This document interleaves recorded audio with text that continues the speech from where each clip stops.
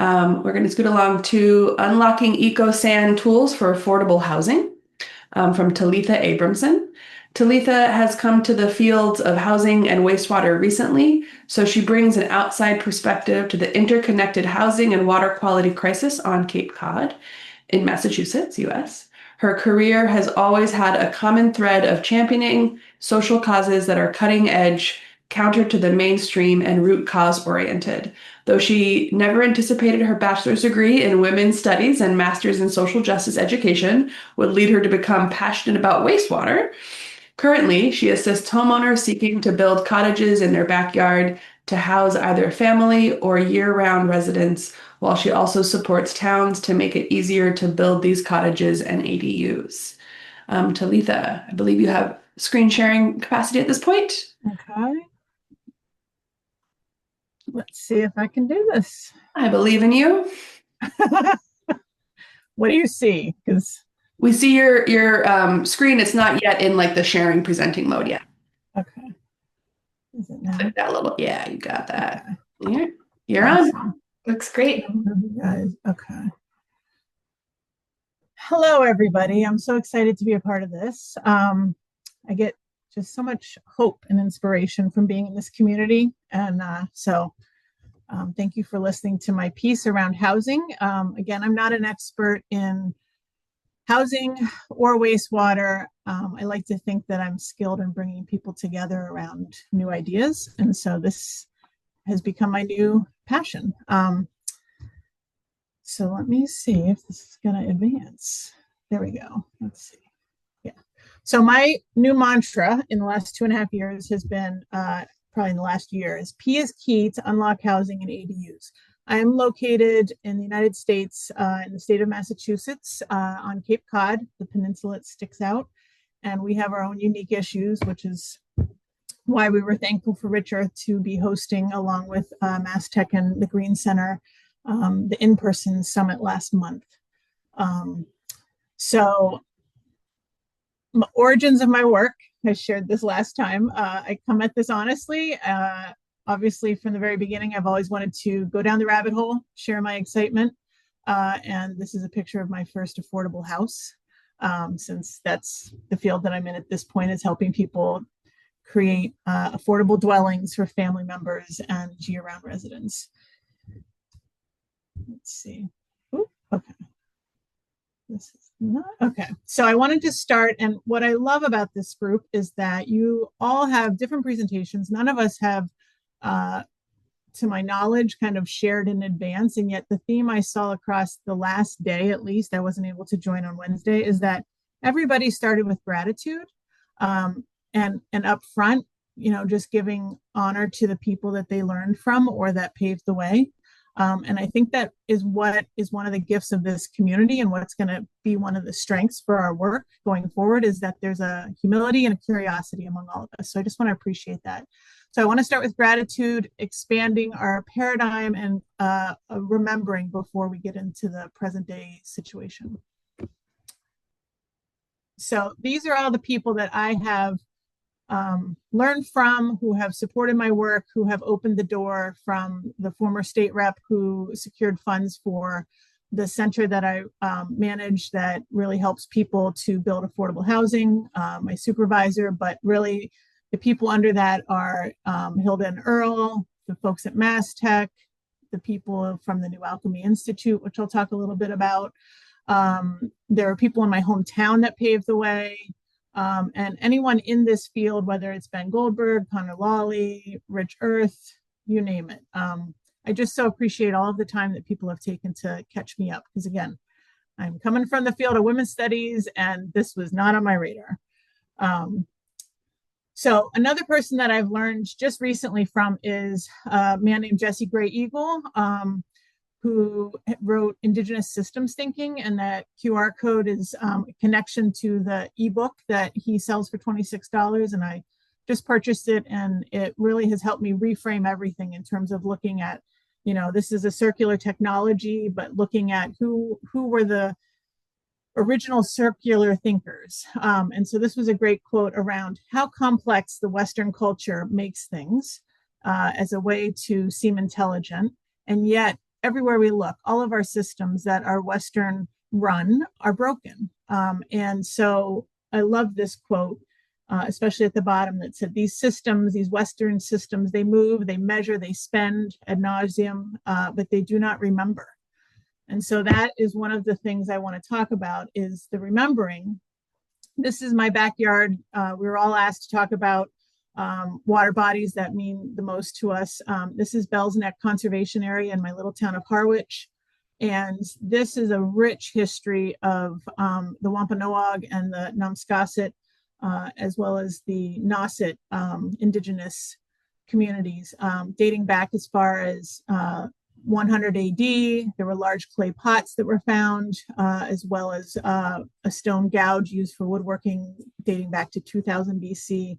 It's likely it was a fishing camp for the indigenous community dating back 5,000 years.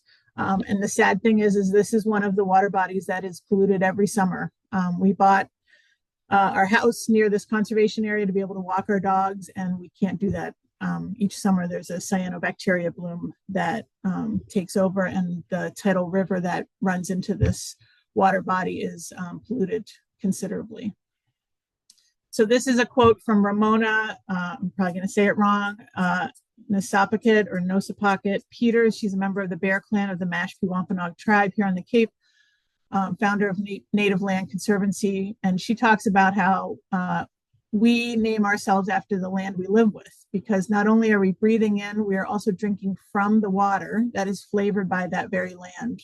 Whatever is deposited in the soil is in the water, is in us. So we are all one thing, and we name ourselves after the place that is our nurturing, that sustains our life. So the interesting thing to me is that Bell's Neck was named after the white man who supposedly purchased the land. I don't know what the accurate history is. So in white culture and Western culture, we name it after ourselves versus the land that we see as the source. And so this was another quote that I thought was informative of our work. No matter how deep we bury the past, it always wells back up. I thought this was a great little image that goes along with it in terms of just kind of storing our waste into areas of our groundwater and then having to deal with it. So Cape Cod has had a history of wastewater innovation that I did not know about. And thanks to Brian Horsley kind of being the first person at MassTech to tell me that this all originated at my tiny little town of 12,000 people at our transfer station, at our dump, right? So this is a picture. Bell's Neck was this beautiful, wonderful picture of my backyard. This is also my backyard. This is the Harwich Town dump. This is a unlined coarse sand lagoon where they would dump residential, commercial, and medical septage waste. And it abutted a freshwater kettle pond, which clearly died as a result of all this waste being dumped into just a sand pit. So a couple of women in our town had some boldness, and they knew about John Todd, who was the co-founder of the New Alchemy Institute, which was on Cape Cod at the time, founded in the 60s. Hilda and Earl were the first two staff members of that research facility community. So members of our town Board of Health and Select Board hired John Todd to figure out a innovative solution to deal with the raw septage in a way that they wouldn't have to pay for a really expensive alternative, which would be the traditional wastewater sewage treatment plant. And so John Todd had already done some work up in Vermont, but the pilot in Harwich, which he kind of made to be his kind of initial place that he developed this solar aquatic technology, he used basically clear cylinders and solar energy, and then used these cylinders to mimic the different water bodies, whether it was marsh or bay or river or creek. And he put in those cylinders every strata of the animal kingdom to essentially treat the waste. And so they would truck the raw septage into the far left side. You can see how dark those cylinders are. And he developed this technology that in 10 days, over about 21 of those cylinders, he could treat the raw septage into potable, drinkable water standards. And this was a picture of the beautiful greenhouse that they eventually developed. We had a 4-year pilot in our town dump, and it was eventually given the green light by our state level DEP to go forward into a full-time venture. And for whatever reason, I can't figure out the story of why our town decided to close it down. There's many different answers I've gotten. I'm still looking for why. But essentially, this 4-year pilot that John Todd, that's him there, got awarded a innovator award from the EPA at the federal level for this, is now housed in 5 banker boxes, which thanks to Brian, I tracked down some people in my town and found those boxes, and I'm looking through all the primary documents. But this is how we treat history in Western culture, is we shelve it away into the attic of the DPW offices. Thank God they saved it, but I think we can learn from this. And so this was the start of my rabbit hole. This is just some news from 1988 in our town, where you can see on Cape, they were looking at banning commercial and residential construction and housing developments due to water quality concerns back in 1988. At the same time, they were really excited by this new experiment at our town dump. I'll say this is the only thing I've ever heard anyone in our town be excited about, like, and emotional about. And so I think there's also a resonance with that. When you're working with nature, there's a life force that people connect to. And I think that's also on our side, that you don't get that same connection when you hear people talking about large infrastructure projects. Okay. So going to the present, looking at why would somebody in housing be interested in innovative wastewater? There's a massive crisis going on, I know, all over the world, but specifically in our country and really specifically in our region, it's a pain point. The reason at our national level is there's a disconnect between the housing stock that we have, the zoning and the regulations that exist right now, which are very restrictive, and the actual household sizes and the needs of the population. And so the housing stock from the 1950s, the Levittown houses, for those from the States, that were like 700 to 900 square feet, they actually match more of today's household sizes than the housing stock we have.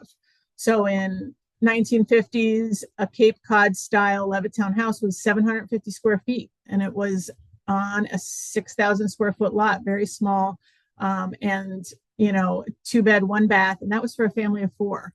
So our lifestyles have considerably grown, because you can see 2025 average house size is 2,400 square feet, 6 to 8 rooms, larger lot sizes, many more bedrooms and bathrooms, and the cost went from $8,000 in the 50s to, on average, wherever you look in the United States, the average is around $440. It is unattainable for people. And you can see the change in the housing sizes from 1980. We were at about 1,600 square feet to, in 2018, we're at 2,400 square feet. They've just gotten considerably larger. And the median home price, you can see the changes, where the average is $440,000 right now. But DC is 1.2 million. I'll tell you, one of the towns next door to mine is 1.2 million for an average house.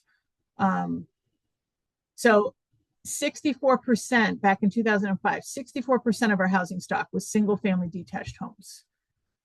That is the majority of what is out there, and they're larger. Yet 73% of the households in the US will have no children by 2030. This was a shocking stat to me when I saw this. And some of the stats say now, because this was back in 2011, that data is from, that it'll be 83% of the households will have no children by 2030. That's either because people are choosing not to have kids, or that they are aging out and their kids are already adults and leaving. So the households that would require 1 bedroom or less are households of 2 people or 1 person living alone. If you combine those two, that's about 64% of our population. So 64% of our housing stock are larger single family homes, and 64% of our population likely needs 1 bedroom. And when you look at what are the houses that are 1 bedroom only, it's only 11% of the houses out there in the States. So we have this mismatch where we're not building for what we need. So on Cape Cod, it's a lot more severe. In part, this just came out on Wednesday from the Joint Center for Housing Studies at Harvard. The post-pandemic migration really shaped rural population change. People flooded to coastal and rural communities during COVID. And I think we don't even know the ramifications of that because it's still so new. And there's also kind of a backwards migration of people leaving those houses to some extent. But this was interesting to me. Migration in rural communities flipped from a net outflow of 100,000 people leaving from 2017 to 2020. So over 3 years, 100,000 people left, to over 3 years, 2021 to 2024, after COVID, 670,000 new people came into those communities. That means 670,000 people likely were reliant on septic that weren't before if they were fleeing from, the urban cores. So that's something to consider in terms of this technology and the need that we have for it to clean our waterways in the areas that are now much more populated than had been planned to be. And that's the situation in the Cape. Our situation is that most of the houses got bought up by affluent people who don't live here year-round, thus kicking people who are year-round out of affordable housing. And then the people who do leave, those houses are usually turned over to short-term rentals. So we have this real need for year-round housing that's affordable, but it's not a case of having a housing shortage. It's a case of the houses that are here are not being inhabited correctly, essentially, for the needs that we have. So this is just a snapshot of basically house prices doubled in the 4 years, 1 year before COVID and up to 2023, they doubled from being 410,000 to 811,000. And again, the average home selling price right now for Orleans is 1.3 million, and that's the town next to us. So if we want to attract people that we can, have help us stay here, an accountant that's making 90,000 could afford a $300,000 house. A school teacher could afford 250, a firefighter 225. The people who make the world go round, health aides, dishwashers, hostess, waitress, they could afford a $115,000 house. This is with a $20,000 down payment, which nobody these days has, and an average monthly debt payment of $300, which nobody these days has. It's usually much higher. But again, $115,000, most you could afford is $300,000, and the average house is going for $811,000. So these people can't even afford the condos that are going forward. So this is a little exercise I do in the info sessions I do for homeowners, is to look at Zillow. This is a month old. This is a Zillow search of all properties under 300,000 in New England. You can see all the red dots. There's a fair amount. When you look at the Cape out here on the arm, there's less. So when you go over to the right, you can see that there are very few properties. And when you look at the properties, there are things like a seasonal camper, right? Oh, 46,000 seasonal camper. Can't live there year round. Oh, 115,000. That's actually a motel room that you're buying. Then we get to a cottage that's detached. It's only 240 square feet and it's 250,000 and it's seasonal. So the water's shut off and you can't live there year round. Same here, 276 square feet, 280,000 seasonal. Doesn't even have a full-size fridge or kitchen. Hey, but you can have waterfront residence for 240,000. It's close to 1,000 square feet, but I will tell you that there are bets on when this house is going to fall into the ocean. And that's the other sad thing, is when that house falls into the ocean, the septic also goes into the ocean. So these are the ways that housing and wastewater. Here's the thing. The owner has no plan for the East Ham house on the edge. This is just, it's every decision in our local government is got this intersection of wastewater and housing. So the tools that we have to address the housing crisis in general across the US is that there's a variety of different housing that we can employ, whether that's gentle density, missing middle housing, which is duplexes and triplexes or multi-unit buildings, commercial property conversion, new construction, specialized housing for seniors. And then there's ADUs, and that's a term that's been relatively new to basically talk about small backyard cottages that have always existed through generations to, house an extra family member, house an employee. And that's what my job is to help people build these supposedly more affordable, easier to build structures on the Cape to help with their housing crisis. But there is this one challenge that hinders all of those housing types, and that's the wastewater and our reliance on septic on the Cape. There was a study done in 2004 of 187 communities in Eastern Mass, which is coastal, but it's also a little bit more urban. Out of those 187, only 26 were entirely served by a municipal sewer system. All the other cities and towns had at least some homes on septic. And more than 30 greater Boston communities, which seem more urban, relied at least partly on septic systems. This is a big issue. When I looked at septic across the state, it's mainly New England and the South that have the most reliance on septic. We are 85% reliant on the Cape. It is a huge issue for us. And overall, the stats I've seen is that on average, it's a quarter of the households across the rest of the state and across the US, but it's definitely different. You can see the map on the right that, New England is 51% versus, the mountain states are 6% in terms of these are new homes built with septic systems, this map. So this was a recent editorial in the Boston Globe on October 12th, talking about many things, but you can see basically that there are many different ways that septic system rules are employed and interpreted across all of our towns. It's very unique and specific and very daunting to housing. And so this was an excerpt from it talking about a housing project that was in Sudbury, approved for 120 units, but when they actually were to abide by local septic and wetland rules, they were only able to build 58. And that is the case in most of the situations when we're looking at building affordable housing, multifamily units on Cape, is that we are up against wastewater big time. So that's where my mantra, P is key, to unlock housing in ADUs. So again, an ADU is just a term that's, a new category for something that, we've basically always called other names. So if you want to put in the chat, if there are other names besides these that are in your region from, a different country or a different part of the United States that, you have heard called instead of an in-law suite or granny flat, I'm always looking for new names. But 61% of ADUs right now are built for multi-generational housing. 1 in 5 Americans now share their home with adult children, parents or grandparents. I think this is a big piece of the post-pandemic.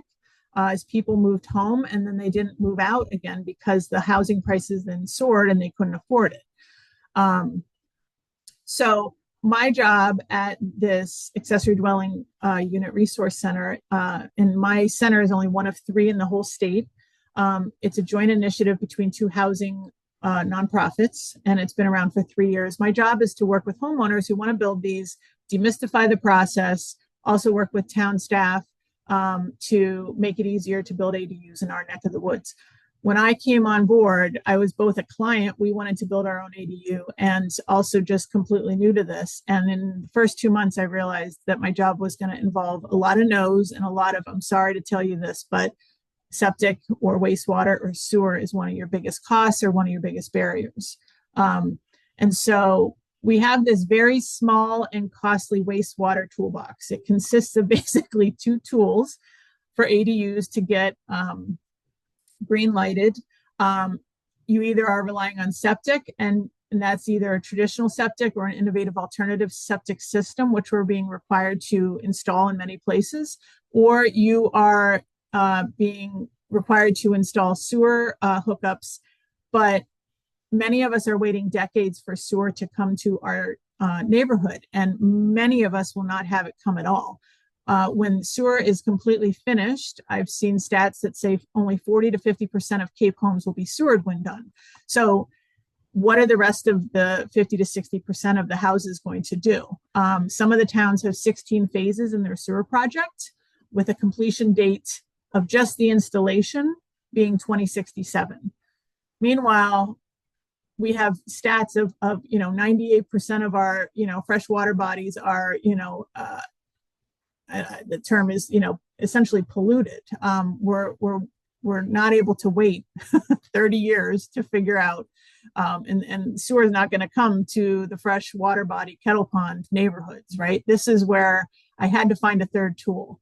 And this is some of the handouts I give to homeowners to educate them on the costs of septic upgrades and hurdles, right? So anything from a Title V inspection can cost a homeowner up to $1,200. A septic design and perk test is an additional $2,000 to $4,000. If they're required to add an extra tank, which is now often the case with any ADU, the extra tank can cost anywhere from $3,000 to $5,000. If they have to do an entirely new septic system that's traditional, it's anywhere from $15,000 to $40,000. And then an IA system, an innovative alternative, is running people right now about $40,000 to $100,000. In the town of Truro, I heard of one IA system for an ADU costing $140,000. It's all about the installation, the property, the landscaping, each property is different, but they are very expensive, and that doesn't even consider the utility fees and the cost to maintain them. So I did a survey recently of the ADU homeowners that reached out to me for help. I sent out 130 surveys. I got 24 back. You can see that out of 24 people, only one person is building or completed an ADU. 22 said they have not. And this is what I was coming across. I just kind of needed to see it in a chart formation, because up until that point, it was one-on-one conversations with everybody. So 22 people were not able to go forward. Why is that? Well, first off, I asked if they were on sewer or if they were in a septic neighborhood, and all 24 were septic households. And so when I asked what was the hurdle, by far the biggest was septic upgrade costs and challenges, 18 out of the 24. Sewer hookup was another 2. After that is construction costs and lack of incentives. But by far, wastewater is killing these projects. So one of the books that I love besides Jesse Gray Eagle's book is Strong Towns. I highly recommend looking at their website. There's an organization that formed around this book called Strong Towns by Chuck Marone. And they talk about incrementalism and gentle growth and development and what makes towns strong and solvent. And so they have a 4-step process for engaging with issues. And I love it. It says, humbly observe where people in your community struggle. Ask the question, what is the next smallest thing we can do right now to address that struggle? Do that thing, do it right now, and repeat. And to me, when I learned about circular sanitation and all of the different technologies that fall under what we're looking at today, this seemed to be like the next smallest thing we can do, even though it is a big hurdle in terms of regulations and zoning and codes. But it to me, this makes sense. It's like the people are struggling in our neck of the woods with septic and housing, and how do I figure out what's the next smallest thing I can do? So this is my visual of seeing the 2 biggest crises on our region is wastewater and housing. And I feel like the third way out of that is innovative wastewater and circular sanitation. This is another model that keeps me hopeful. This is the 2-loop change model from the Burkhanna Institute from Margaret Wheatley and Deborah Fries.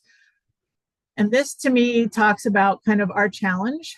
There's a dominant system always in change movements, and there's always an emerging system. And the dominant system, the kind of prevailing paradigm on the Cape right now is sewer. And so trying to talk about something that's not sewer is going that bottom loop in the emergent system. And how do you name this? How do you connect people? How do you nourish this kind of network of people and transition from one system to the other?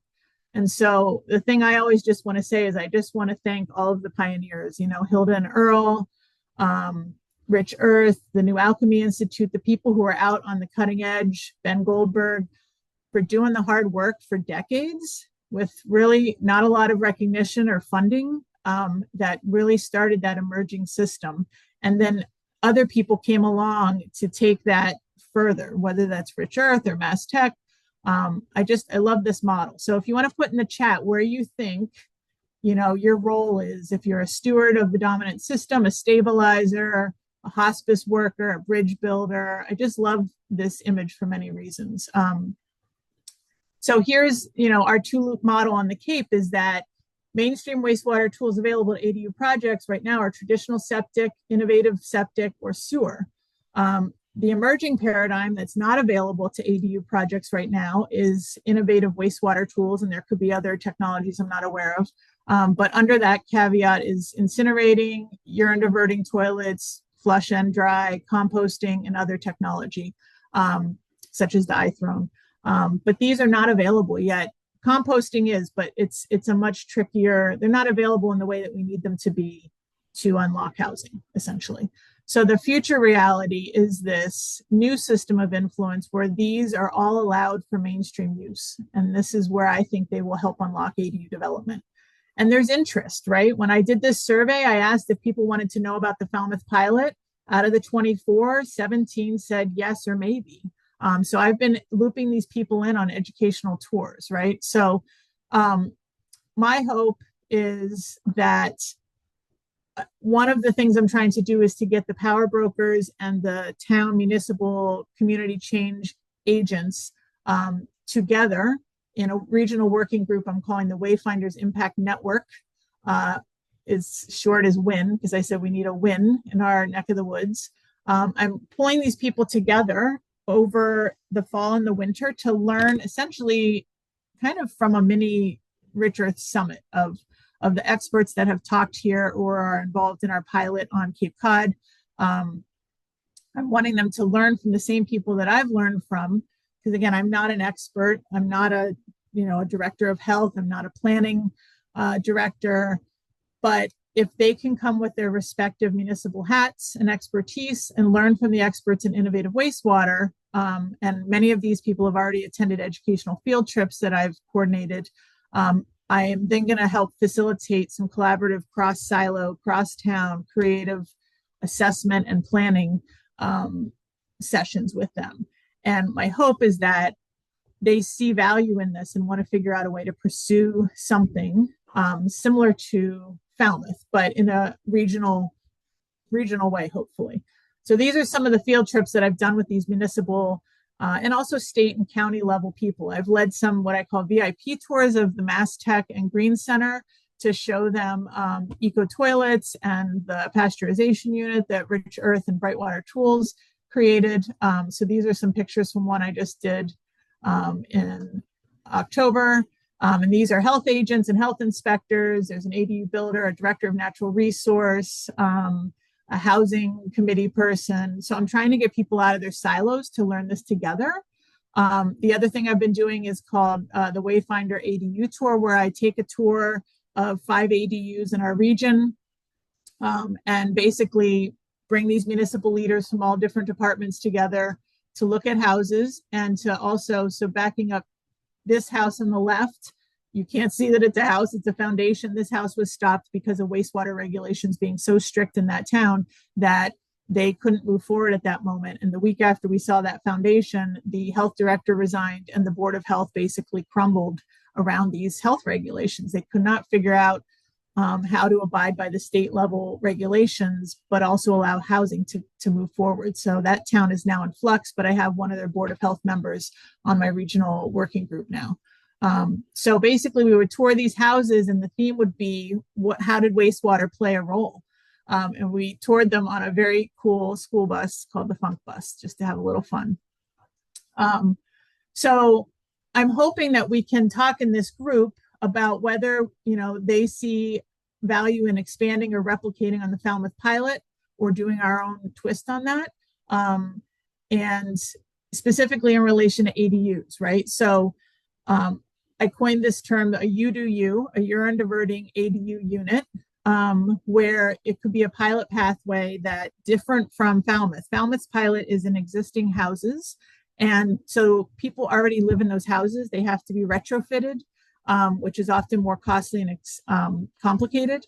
So when I learned about the Falmouth pilot, I thought, what if we could find a way, don't know if it's possible, but this is what I want to pursue, to pilot the technology in an ADU that would normally not be able to be built because of a wastewater barrier. And if that person was interested in that technology, it would get over the hump and the yeah, but what if about, well, how will they know how to use the technology? If they're interested, then they'll be interested in learning how to use the technology. It's also an easier build, and it's usually cheaper and simpler for that. It's usually a one floor, kind of one bathroom kind of a build for an ADU. And it would unlock more housing. It would provide a new housing unit while providing data for this, pilot. And just to mention that Island Housing Trust, which is another community development corporation on Martha's Vineyard, they're already pre-piping in for their housing developments 2 sets of pipes, one for the flush toilet, one for urine diverting, anticipating that it'll be approved. And that's the type of kind of forward thinking that I want to instill in this working group, is to look at what are people doing already. And so these are some other options for piloting that have come about just from the field trips with these municipal workers. People have already started seeing value in maybe the county AmeriCorps housing having a urine diverting toilet, or public facilities piloting this, or partnering with the Wampanoag Nation. Because of their federal status, they may be able to bypass the DEP state level. I'm not sure about that, but they definitely have issues of housing and wastewater.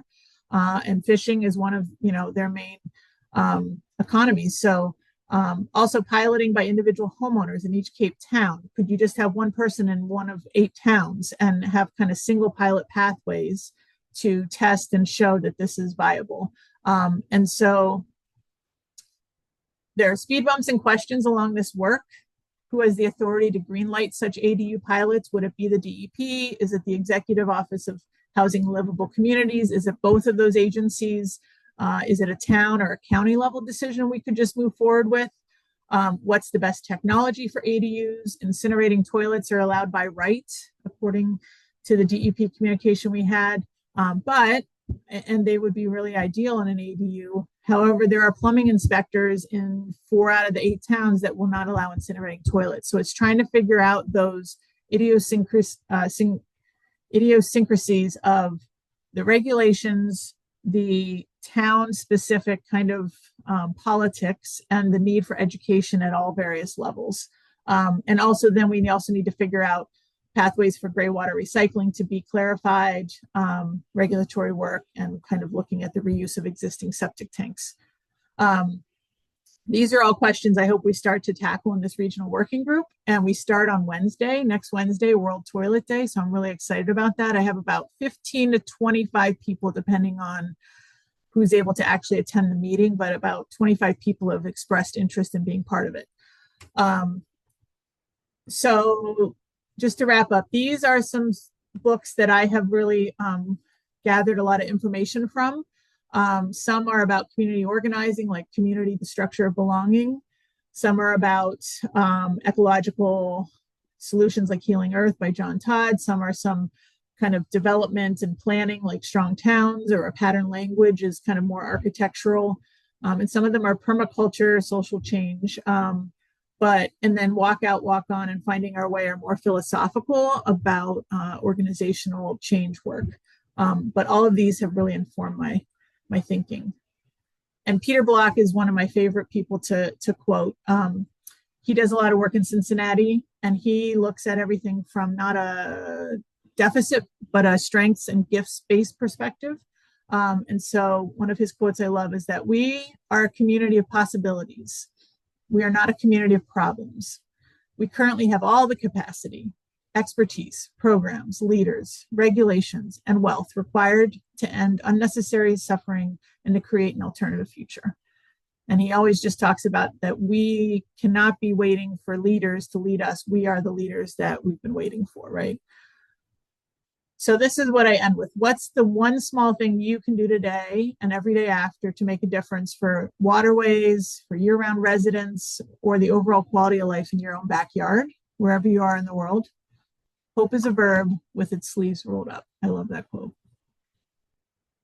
And if you want to get a hold of me, this is the best way if it's about the urine diverting information. I think they may, no, they have this email as well. And my LinkedIn is there as well.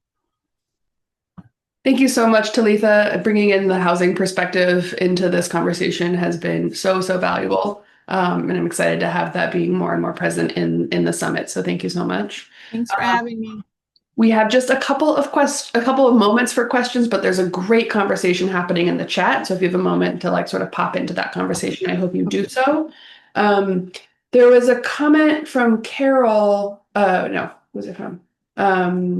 Anyway, there was a comment, yeah, from Carol about sort of the presence and the pushback from neighbors around ADUs. And I'm wondering if you can speak to sort of like how much of the challenge is the regulations and how much is permit and how much is also like the community around this idea. Yeah, I think the term NIMBY, not in my backyard, on Cape. I mean, we are literally a house style Cape Cod houses, right? We're known for smaller houses, kind of more rural. So the ADU to me makes sense. It seems to be the least intrusive in terms of the NIMBY factor of what people really don't like on this peninsula is like 3-story high, multi-apartment, multi-family housing developments. And so I feel like ADUs are this wonderful way to do gentle density, as they say, in somebody's backyard. It's also like everybody that calls me up is, for the most part, going back to the indigenous ways, it's very relational, the way of building. It's not this large complex that's a housing lottery, to be fair. It's somebody who's like desperately wanting to house a child, an aging parent, a sick person, a staff person. I have so many employers that want and need to house their own staff or else their business will close. So there's this like story behind an ADU that's different. Not saying there's not stories behind a multifamily housing development, but it's very family based in a lot of ways and very neighborhood based. And so I think they can also just be built in a way, as long as the person handles it correctly with their neighbors, that it's not intrusive in the way that other projects may be. So I haven't seen a whole lot. I've actually seen more people wanting ADUs and we just can't build them based on the regulations. And I haven't seen that with other housing options on the Cape, if that answers your question. Thank you. I'm going to bump into our break just a couple of minutes to ask one more question. Martha, who we will be hearing from actually right after the break, just so folks know. Martha's asking about sort of the materials that you're giving to folks and the recommendations of next steps after the tours that you're giving. So I probably give them way too much information. I give them a packet usually. I mean, Hilda and Earl are one of the stops, so they have a lot of information clearly from their tour. But I usually am giving them letters to the editor from people in the community around housing and wastewater to show. I give them examples like on the Vineyard and in Falmouth of ways that people are pushing the new paradigm forward. And I'll give them data about, the clientele and what they're saying in terms of the hurdles. So I try to give them a kind of a smattering of handouts, but I feel like it's hard afterwards. That's where I want this group to come together, because they have these amazing immersive experiences and then they go back to their cubicle, right? And it's like, what do? You go back to the dominant paradigm. And so that's where I thought having this group where you could meet in a very different way, collaboratively over a period of time, learn together outside of your silos. I'm hoping that gives us sticking points. I mean, one of the quotes that Peter Block always says is connection before content. You've got to build community before you problem solve. If you don't, that's why we sit at the same table with the same faces around the same issues for decades and don't get anywhere, right? So my biggest thing on Wednesday is I'm building connection between these two and I'm between these people and giving them hope that we can actually do something about this, Thank you so much. With that, we're going to take a short break. And Talitha, I do encourage you to hop into this chat in the chat. There's some great stuff happening in here. Okay. Yeah. Thank you. And so we're going to take a 9-minute break. We're going to come back 10 after the hour, whatever that means for you, where you are. And after the break, we're going to hear from Martha Abramsen from Flush and Greg Riley, our one of our operations technicians, will be your moderator for that session. So we'll see you at 10 after. And just a quick plug for the EcoSan permitting group that Matthew and I have been kind of co-hosting. We had done 2 spotlights on affordable housing a few months ago, and I'm thinking the time is nigh for another kind of regroup on that topic with some of what maybe Talitha has been learning, and as new folks are joining the conversation at the summit now. So if you join that group, that's a good way to stay tuned for updates about that and kind of continuing conversation about regulatory pathways for the PE key and beyond. But yeah, see you back here in 10. Thank you.